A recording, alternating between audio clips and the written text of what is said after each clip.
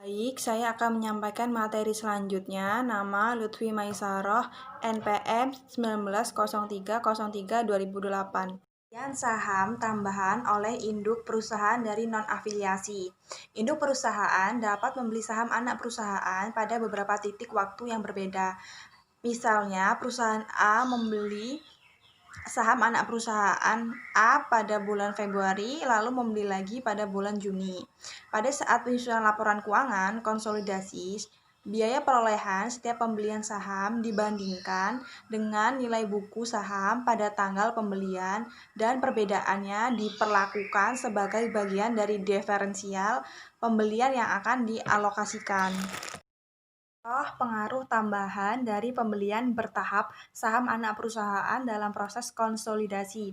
Periode 2000 laba bersih 40 juta, dividen 0, nilai buku akhirnya 300 juta. Periode 2001 laba bersih 50 juta, dividen 30 juta, nilai buku akhirnya 320 juta. Itu didapat dari laba bersih dikurang dividen dan ditambahkan nilai buku akhir pada tahun 2000. Lalu pada periode 2002, laba bersih 75 juta, dividen 40 juta, nilai buku akhirnya 355 juta. Itu didapat dari laba bersih dikurang dividen, lalu ditambahkan nilai buku akhir pada periode 2001. Induk membeli 80% kepemilikan di PT Anak dalam beberapa pembelian. Tanggal pembelian 1 Januari 2000. Persentase kepemilikan yang dibeli 20, biaya perolehan 56 juta, nilai buku 52 juta, diferensial 4 juta. Tanggal pembelian 31 Desember 2000. Persentase kepemilikan yang dibeli 10, biaya perolehan 35 juta, nilai buku 30 juta, diferensial 5 juta. Tanggal pembelian 1 Januari 2002, persentase kepemilikan yang dibeli 50, biaya perolehan 185 juta, nilai buku 160 juta, diferensial 25 juta. Jumlah keseluruhan persentase kepemilikan yang dibeli 80, biaya perolehan 276 juta, nilai buku 242 juta, diferensial 34 juta. Investasi dalam pembukuan PT Induk terdiri dari jumlah-jumlah. Tahun 2000, pembelian saham 1 Januari 56 juta. Laba metode ekuitas 40 juta dikali 0,2 sehingga menjadi 8 juta. Pembelian saham 31 Desember 35 juta. Saldo akun investasi 31 Desember menjadi 99 juta. Tahun 2001, laba metode ekuitas 50 juta dikali 0,3 sehingga menjadi 15 juta. Penerimaan dividen 30 juta dikali 0,3 sehingga menjadi 9 juta. Saldo akun investasi 31 Desember menjadi 105 juta. Tahun 2002, pembelian saham 1 Januari 185 juta. Laba metode ekuitas 75 juta dikali 0,8 sehingga menjadi 60 juta. Penerimaan dividen 40 juta dikali 0,8 sehingga menjadi 32 juta. Saldo akun investasi 31 Desember menjadi 318 juta. Dalam akuntansi, tanda kurung berarti mengurangi.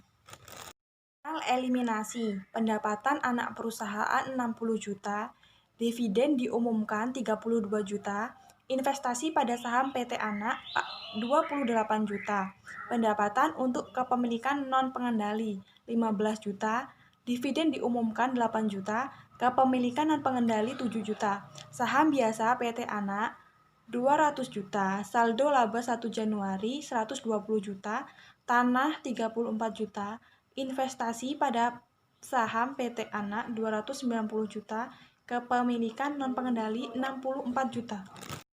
Perusahaan membeli saham tambahan non-afiliasi. Jika pembelian saham tambahan tersebut terjadi pada pertengahan periode, ayat jurnal eliminasi diubah, sehingga laba bersih konsolidasi hanya memasukkan laba yang menjadi hak induk perusahaan untuk bagian periode saat induk perusahaan memiliki tambahan saham tersebut. Parent sale of subsidiary shares to non-affiliate, keuntungan atau kerugian dan dicatat dalam pembukuan penjual.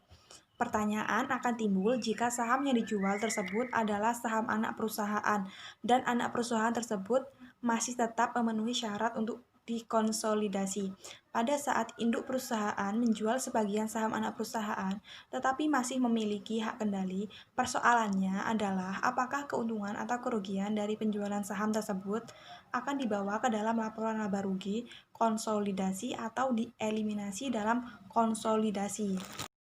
Pengakuan keuntungan atau kerugian dalam laporan laba rugi konsolidasi atas penjualan saham anak perusahaan dan induk perusahaan tetap mengkonsolidasi anak perusahaan tersebut terlihat tidak konsisten dengan konsep entitas ekonomi tunggal.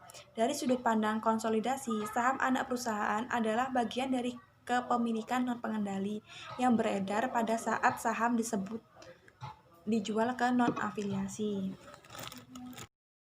Pada tanggal 31 Desember 2000, PT Anak memiliki 20.000 saham biasa beredar dengan total nilai nominal 200 juta dan saldo laba 100 juta. Pada tanggal tersebut, PT Induk mengakuisisi 80% kepemilikan di PT Anak dengan membeli 16.000 saham biasa dengan nilai nominal 10.000 pada nilai bukunya sebesar 240 juta. Itu didapat dari 300 juta dikali 0,80. PT Anak melaporkan laba bersih 50 juta pada tahun 2001 dan membayar dividen sebesar 30 juta. Pada tanggal 1 Januari 2002, PT Induk menjual 1.000 lembar saham biasa PT Anak ke non-afiliasi seharga 19 juta.